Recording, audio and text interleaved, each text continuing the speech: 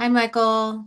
I'm just about to start the presentation, so hopefully I can go through this relatively quickly and then answer your questions. Okay? I think you're the only one Oh, that okay. that's Great. here. So you That's you get fine. you get me for your the you can you Okay. can you can bug me for anything.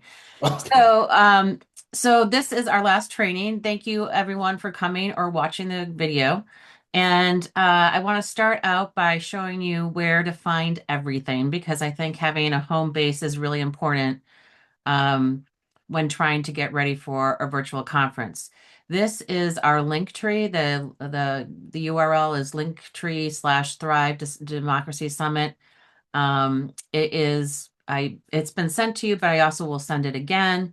And in it, it has the link to registration and entering the conference. It has a new guide for attendees. It has promotional materials and some posts that have been written by our co-host, the Charter for Compassion. And then we have some new resources down here to look at as well, including our democracy database and a Google Notebook, which I'm going to show you what that is in a moment. So that stuff is really kind of for the public and for you guys as well. And then down here are some resources for presenters and volunteers. There is an outreach toolkit with sample posts that you can use on social media, and that sort of thing. And there's a link to graphics there as well. Um, and then there is also kind of our main place for presenters, which is the conference dashboard. This is what the dashboard looks like. And I've added some things to it, including recordings from trainings and that sort of thing. Probably the most important one for you right now is the speaker toolkit. And this page explains everything for the most part. So make sure you take a look at it. And if you uh, pay somewhat attention to these kinds of details, you will be fine during your presentation next week. So that's, kind of an overview of some of the resources that are available to you. I can go into it in more detail if you'd like after the presentation that I'm going to show. And then I'm trying to think what else, if there's anything else essential here. But anyway, this is where you can give this link to anyone, to people who are attending, people who want to register. This link is totally free for everyone to use, and hopefully will make it easy for you to navigate. The other thing I wanted to mention, as or show you, was that I've developed some resources since my last set of presentations, and one of them is um, a new attendee guide. It is linked in that link tree piece, and I'll show you what this looks like if I can find it. It is I think it's very clear it's basically a website for attendees to kind of get the swing of things. So this gives you all the details. There's some information for attendees on how to check their tech, and what it looks like going into the platform.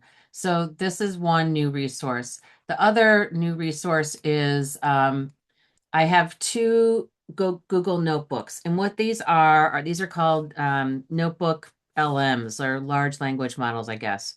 And in them, you can put in any resource, a PDF, a video, websites. You can put in 300, up to 300 of them. And then this turns into its own little AI generated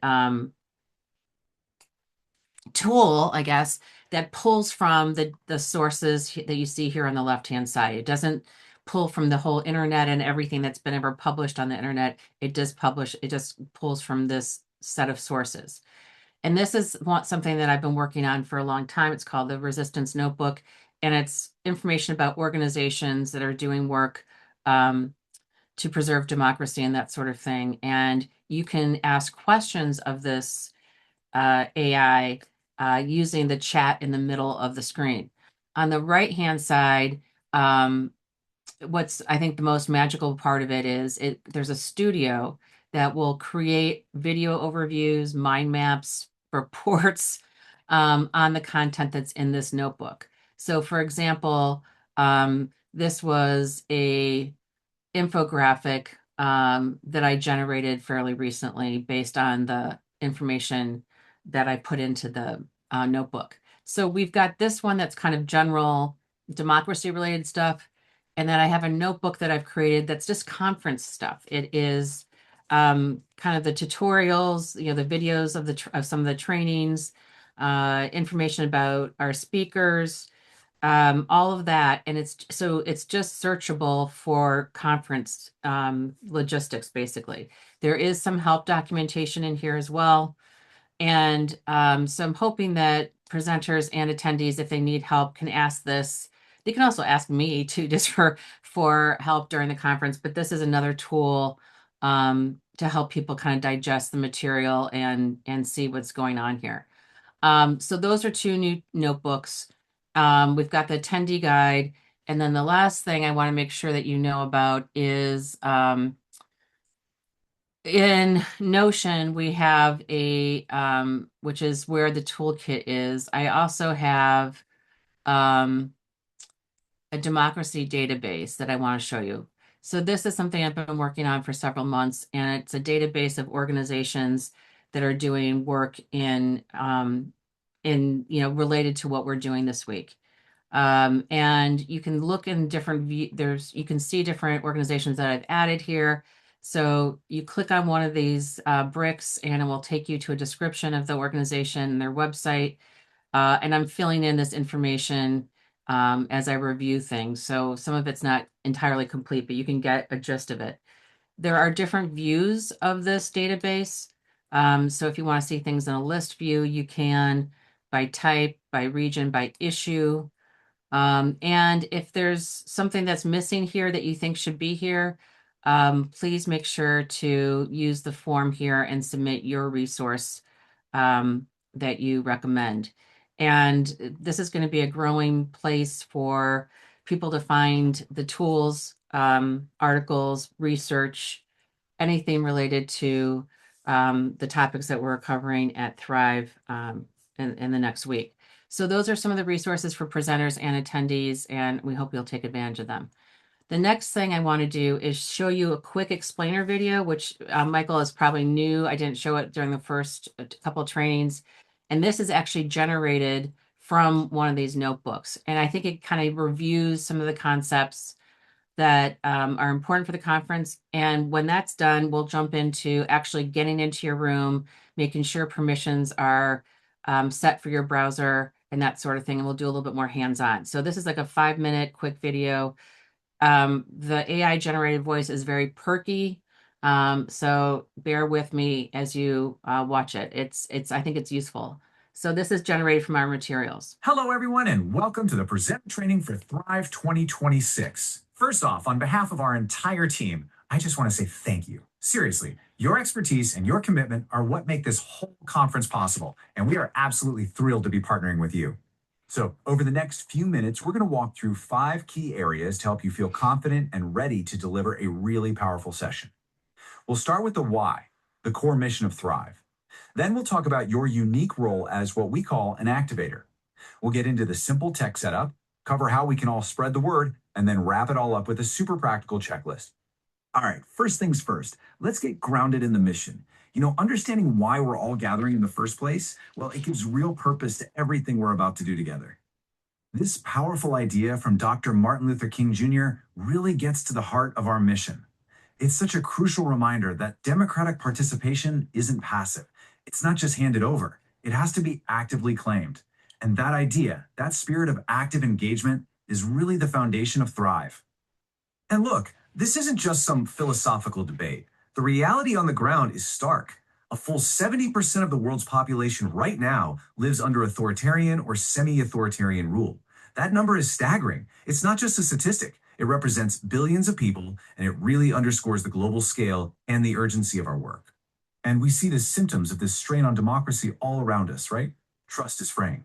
Fewer people are participating in civic life. We see fear and polarization taking the place of actual dialogue. Falsehoods just seem to travel faster than facts. And so many people are left feeling powerless and just disconnected. Thrive really exists to be a counterforce to all this. Okay, so How do we respond to all that? That question brings us directly to our vision for Thrive, and more importantly, to your central role as an activator. Thrive is our collective answer. We see it as more than just a conference. It's really an invitation to move from just being concerned to actually connecting with others, and to move from just reflecting on problems to taking action. And the key word there is together. So at its core, Thrive is this global gathering, and it's obsessed with one urgent question. How do we encourage more people, everyday people, to become active participants in democracy? The whole focus is on practical tools and building partnerships that turn our shared values into real, tangible action. Now, this is a really key distinction for us. You're not just a speaker here, you are an activator. Your role is to be a catalyst, to equip people, to inspire them, and to mobilize our audience. I want you to think of your session as the spark that's going to ignite action. Okay, let's shift gears and get into the practical side of things. We want you to feel completely comfortable with the technology so you can just focus on what you do best, delivering your message.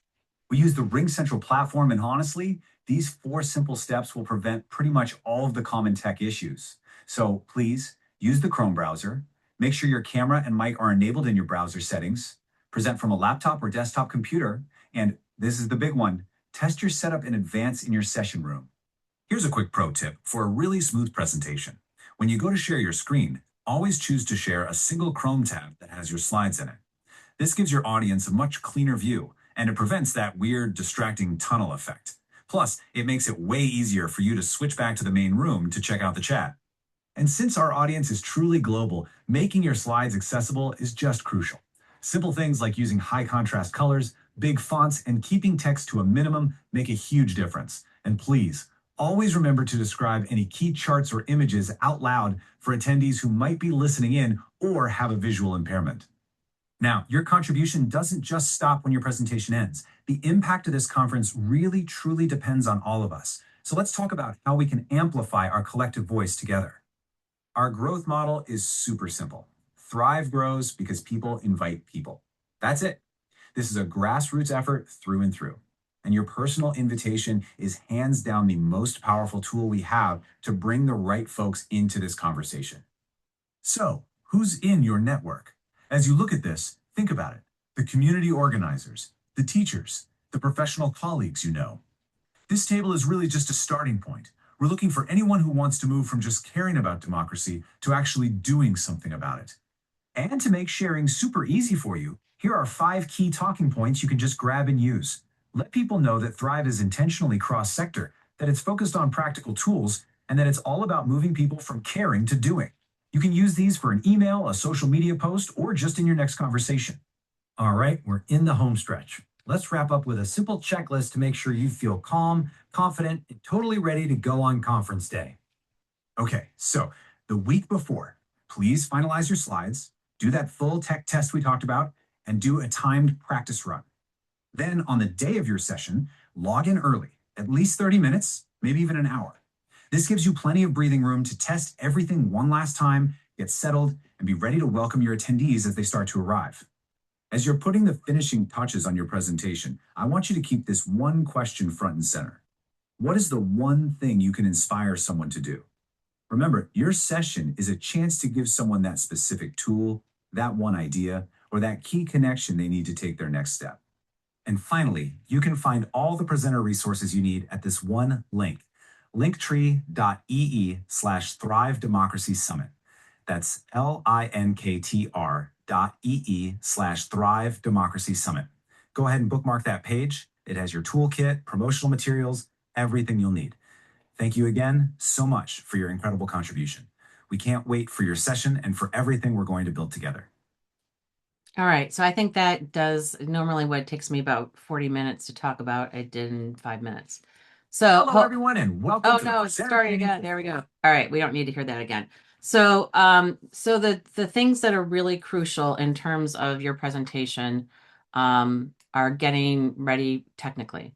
So I'm going to now switch to another tab in my browser, and I'm going to stop for a minute and do that. And Michael, if you have any questions so far, let me know, and then I'm going to get into the show and tell part.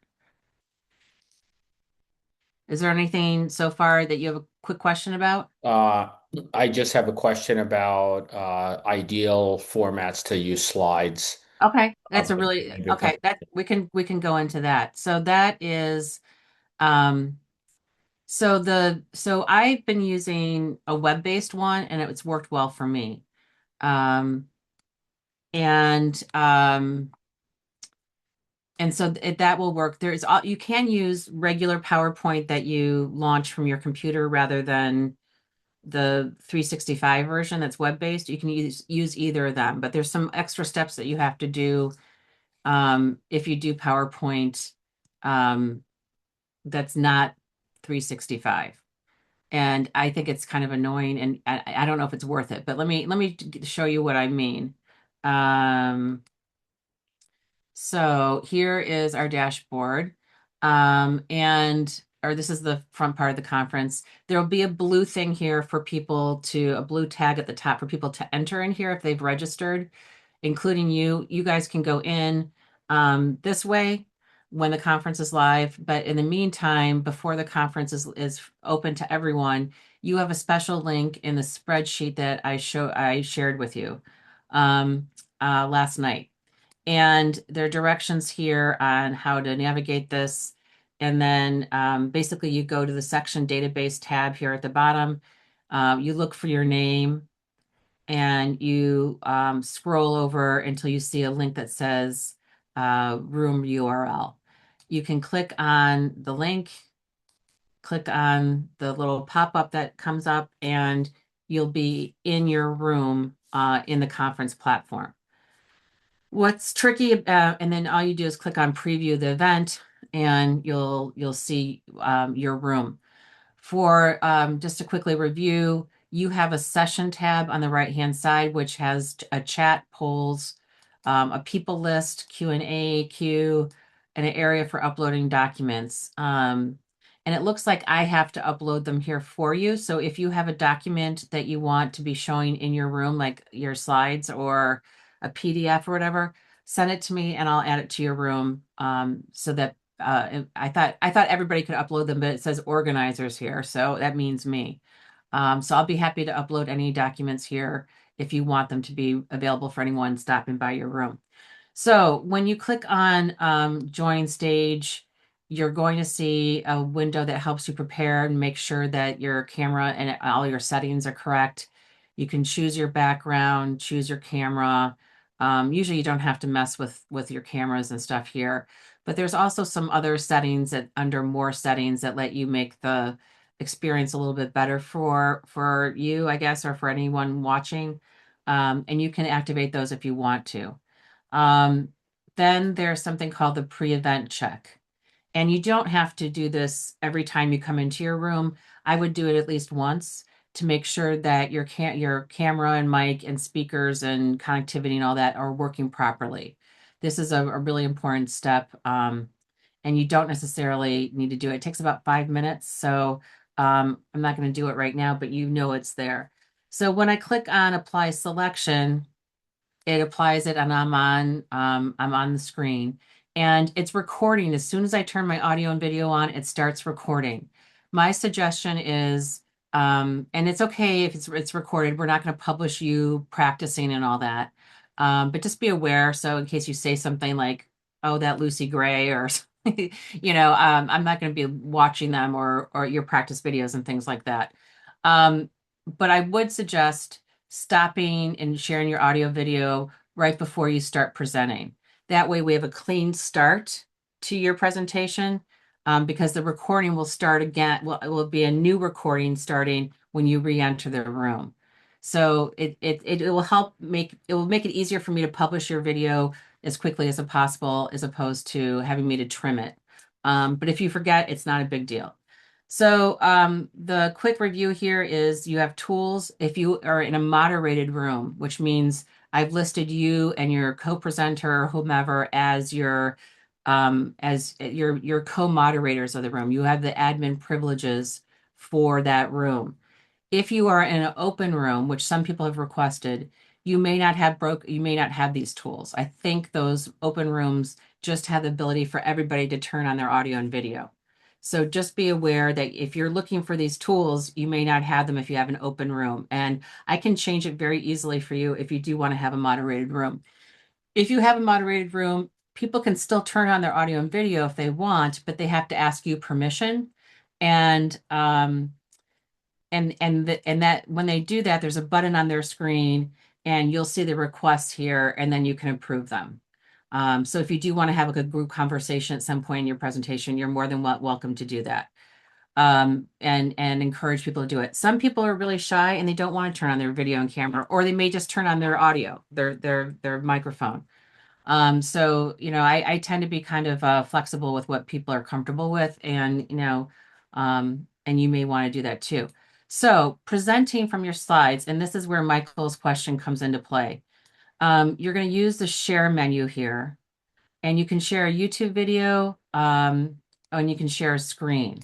And our recommendation is to share a Chrome tab. So ahead of time, you want to have your, ideally, if you're going to do it this way, you're going to have your slides open in a tab. So that means you're using something that's web-based. Canva has a slide generator, or not generator, but tool that a lot of people have used in the past. Google Slides works really well because it's web-based. I use an AI generated tool that I love called Gamma. And so I have my slides open in a tab here. And so I'm going to click on that tab.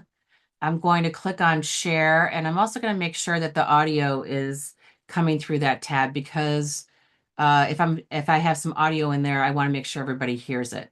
So I click on share, and what it does is it flips to the tab where my slides are, and this is where I can control my slides. The first thing I'm going to do is I'm going to make sure that I am putting it in presentation mode, which I am blanking on here. This is actually a web page. So here it goes, present. So here's the full screen view. And what it does in, it's actually not what I wanted to show, but whatever, you get the drift. What it does is it shows, here, let's see if I can go back here and do it the right way. All right, here are my slides. I'm in presentation mode. So I'm good to go. Okay. So what this does is, okay, there we go. So I'm opening a separate tab, and then there's a tab, and you can see this is what it looks like when I'm presenting. If you're watching the Zoom recording here.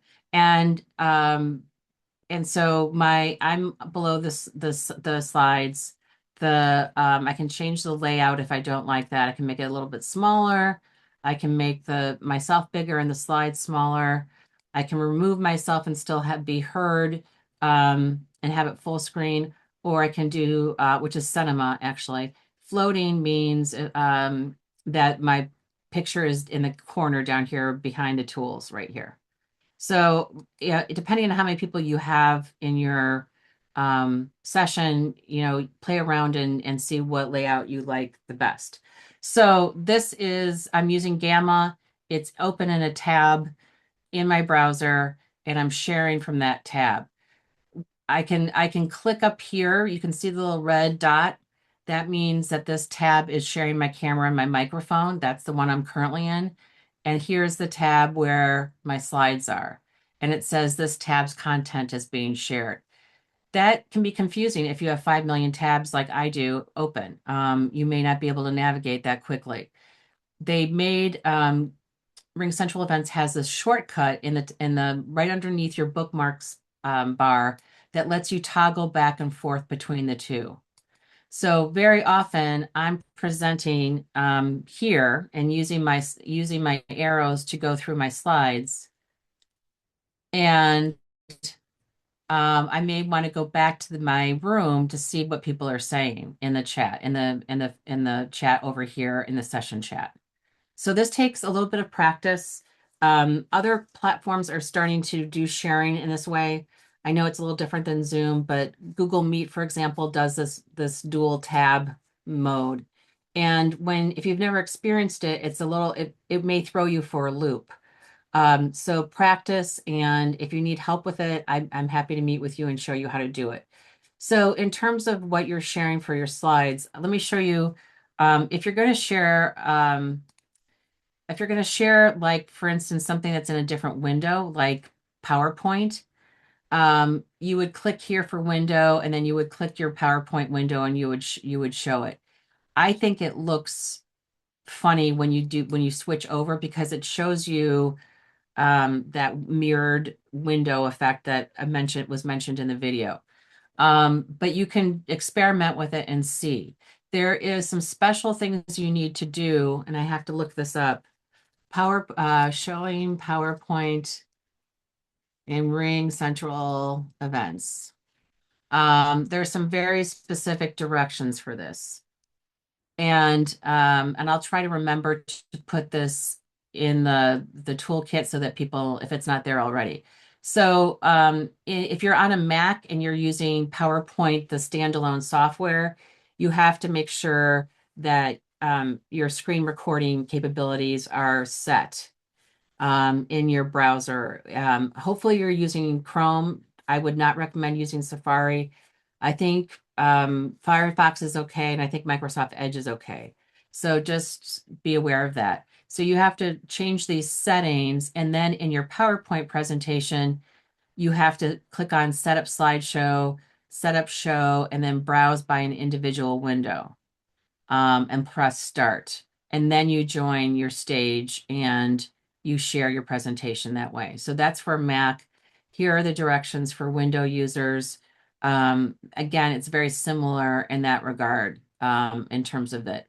So if you are going to use standalone PowerPoint software, which is totally fine, just be aware that you have some special directions to make it work effectively.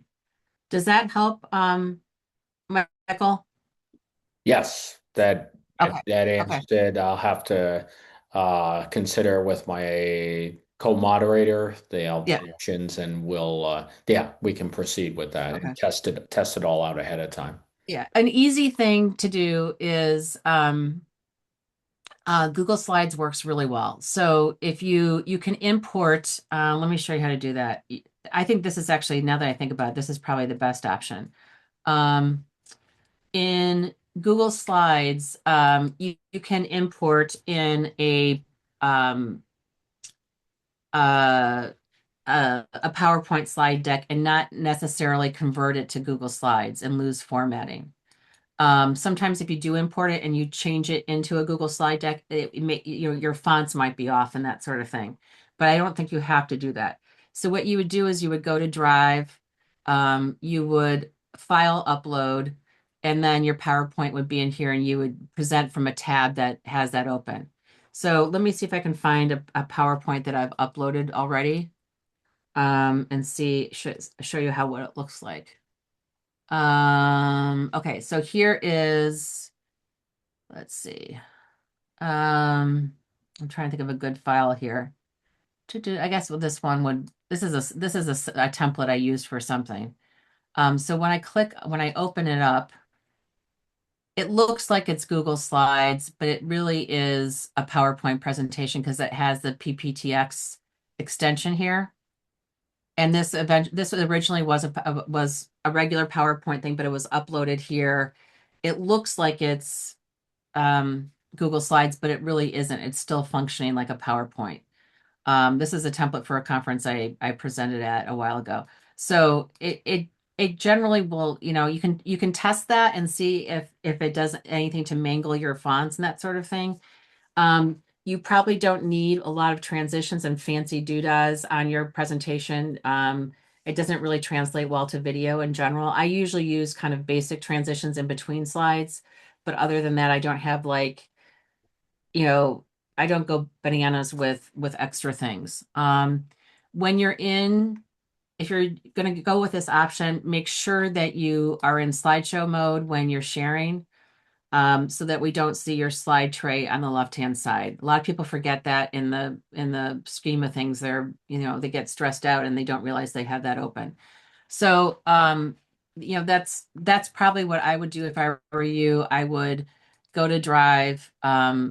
If you have a Drive account, a Google account, upload your existing PowerPoint and see how it looks when it's stored there and then broadcast um, into the room. So this is your presentation room. You can mute your audio, mute your camera, you play with these tools over here. If you really, there's this annoying, people can do confetti on your screen. I don't think it records it, but if you don't want those kinds of reactions, they're under attendee engagement. You can turn off confetti and emoji reactions, and then people won't be doing that and distracting you. There is a raising the hand tool if people want to ask a question. You can put your screen into full screen. It doesn't do it for everybody. It's for just for your view. And there's also closed captioning, which I recommend people turning on if English is not their native language and they want some more support in terms of the linguistics. On the right-hand side, you have polls you can use. There's a new thing that I have not tried called AI Suggest Poll. So that will be interesting to see what it comes up with. I don't know how I guess it does it based on the what's in the um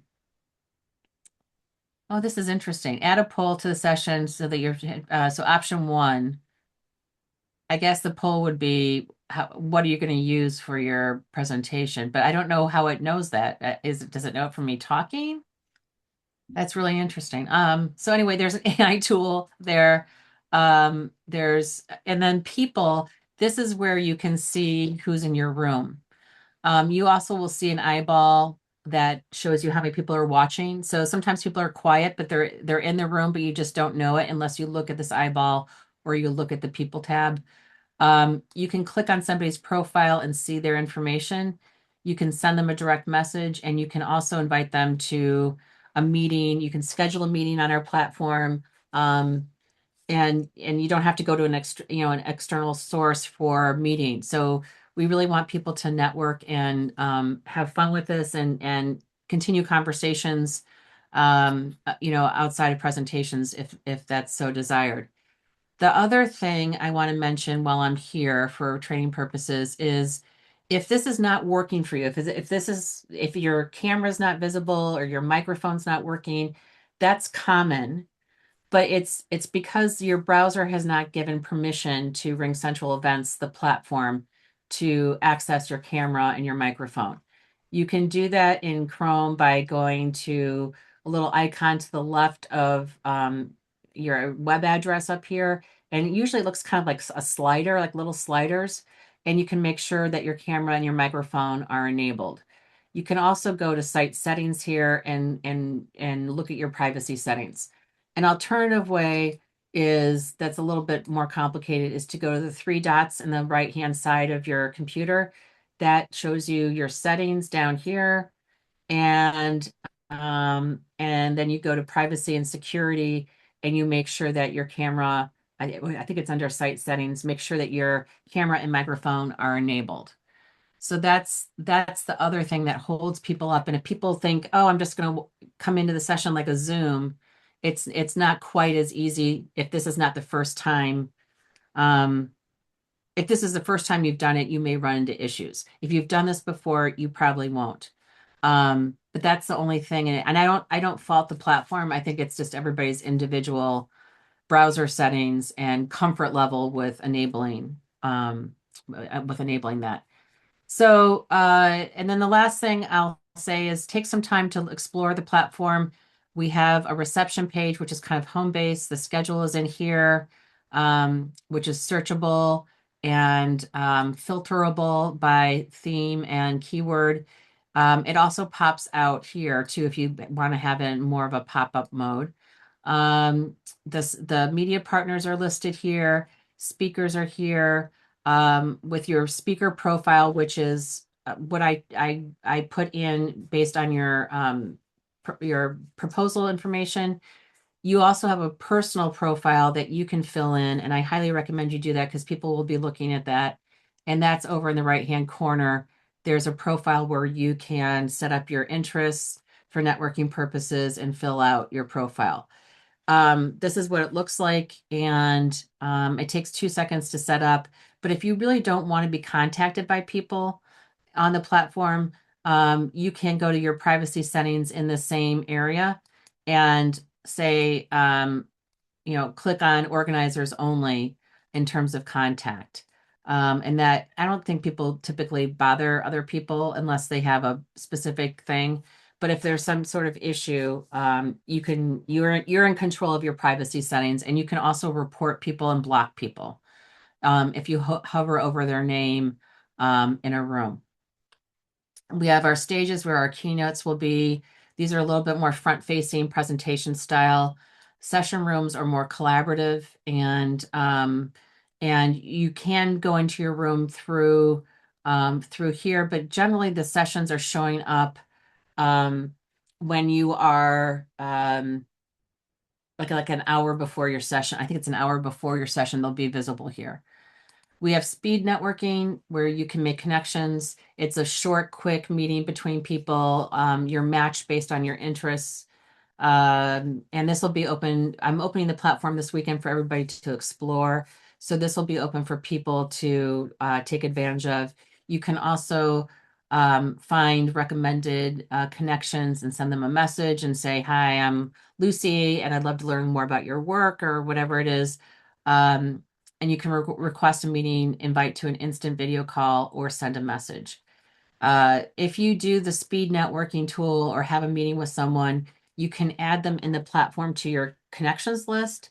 And I don't think people can see each other's contact information unless you do this.